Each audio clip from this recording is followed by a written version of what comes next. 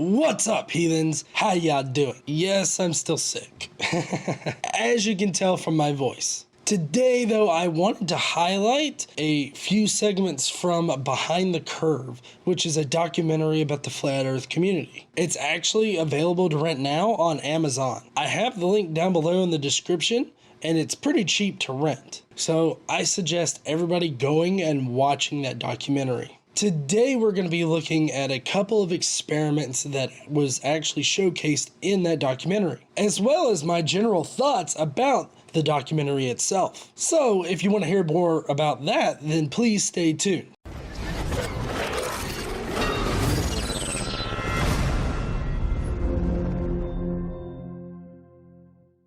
So this documentary is really about Mark Sargent, how the Flat Earth community really started, and the current state of it. Well, current state as of 2017. It does a really good job of documenting Mark Sargent's kind of origins and his rise to Flat Earth fame. Also, if you want to know whether or not he fucked this chick named Patricia, that'll be in there too. Spoiler, he hasn't, but he really wants to. The documentary also shows off a number of flat earthers that are important to the movement. First is this guy. So Nathan here starts off his little interview portion by doing this whole ping pong hammer juggling act while reciting state names as well as element names in some kind of brain training kind of session.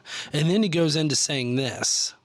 Then I realized why they're hiding the truth. It's because they don't want anyone to know anything. They want people dumb, blind, deaf to the truth, so they can inject you with their vaccines and their public schooling and this heliocentric model, which is basically forced sun worship. Now, I don't know what reciting states and element names while doing his little hammer juggling with ping pong balls actually does for his brain, but I would not suggest retaining his brain coach for anything. For one thing, brain coach seems like a made-up profession, because it is. The exercises that you could do with a brain coach, you could easily find on various websites across the internet. All you need is Google. Nathan is the guy that verbally assaulted a NASA employee in Starbucks. He ended up screaming at the guy that he hates Americans, and obviously the NASA employee was very upset by this. So Nathan got kicked the fuck out of Starbucks. Come on, you won't even chat with me? Nope. You hate Americans? Is that it? Excuse me? Yeah. How the hell did you get that? Well, I just got kicked out of Starbucks for asking NASA employee questions.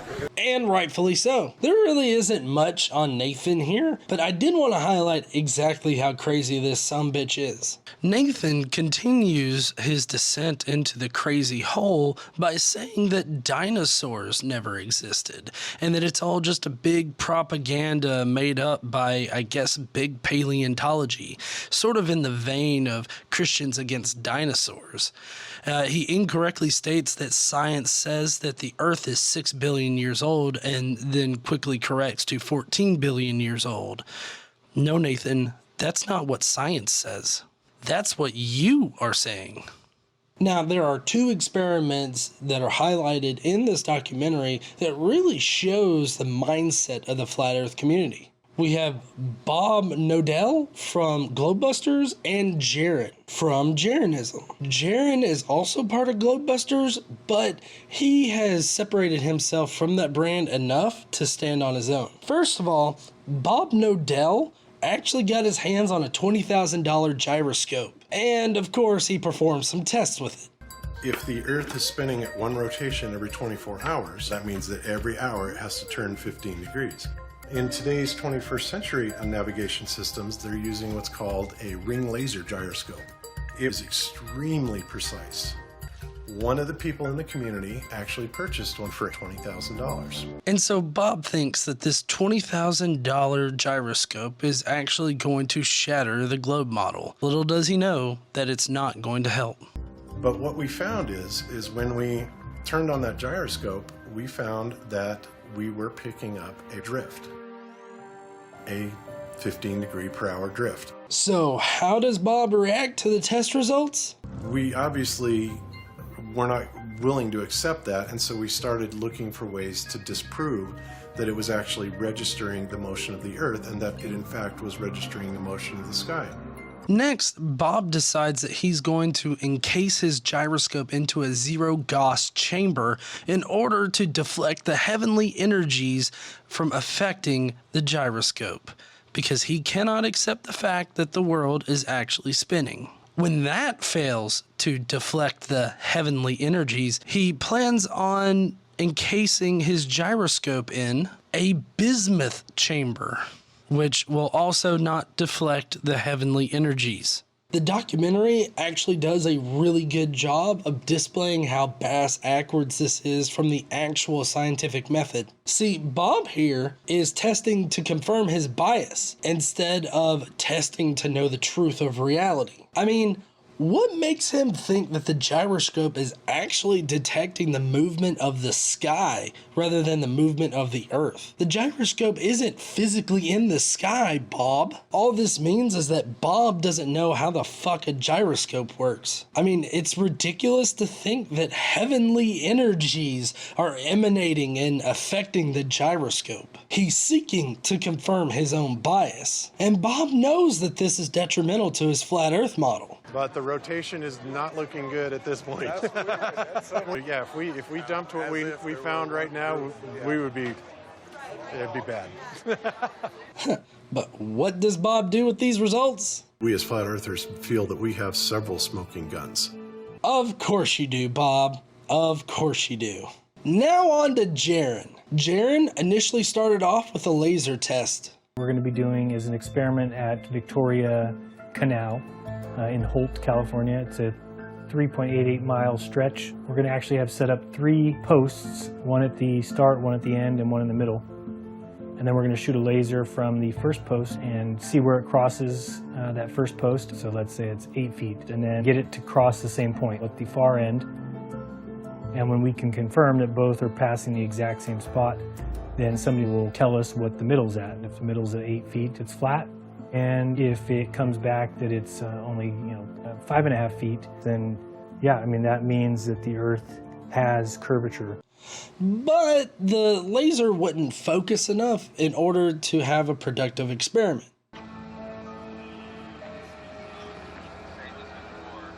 Same size? Is it a smaller beam?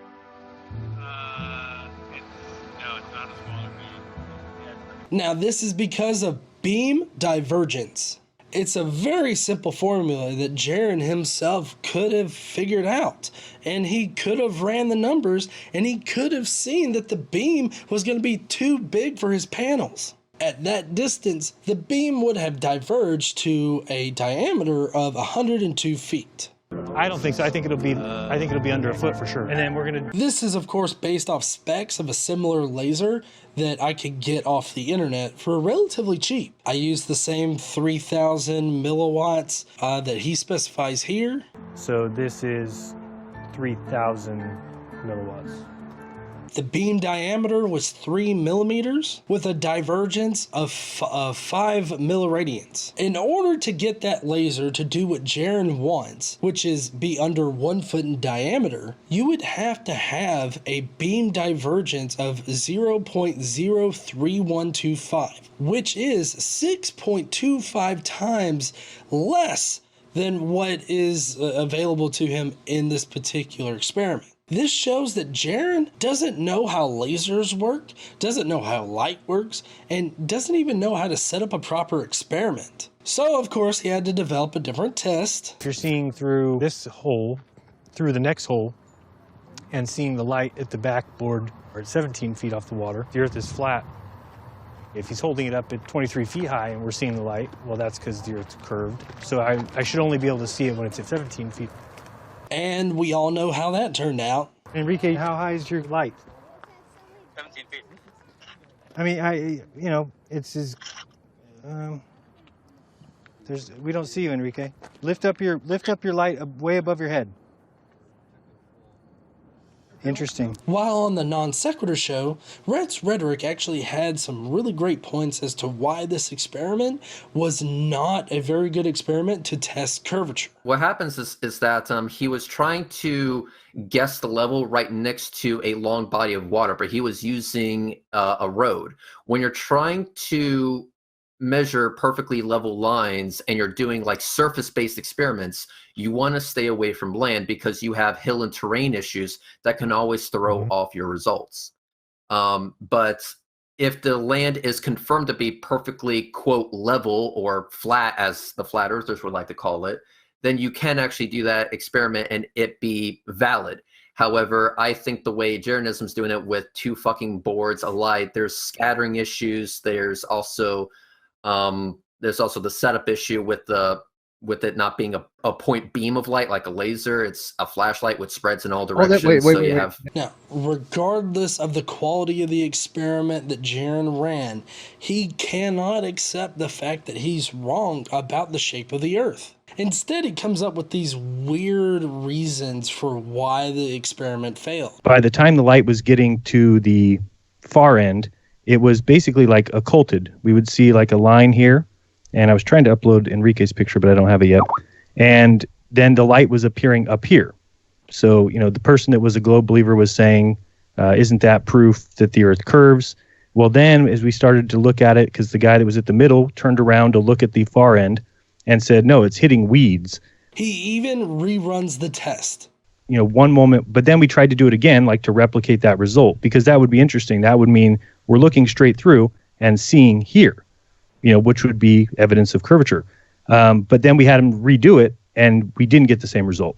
I hope this video prompts you to go and check out the documentary, because like I said, it's a very good documentary. I mean, honestly, I don't really care about Mark Sargent wanting to fuck Patricia, but that's in there too. The documentary is very good at contrasting actual science with the faux science that is emanating from the flat earth community. Thank you, heathens, for making it to the end. Again, I apologize for my shitty voice, and I hope that you'll go down below and leave me your thoughts about these two experiments that the flat earthers ran. While you're down there, make sure you smash that like button and subscribe if you like this kind of content. Don't forget to stand up and use your voice, and I will see you heathens later.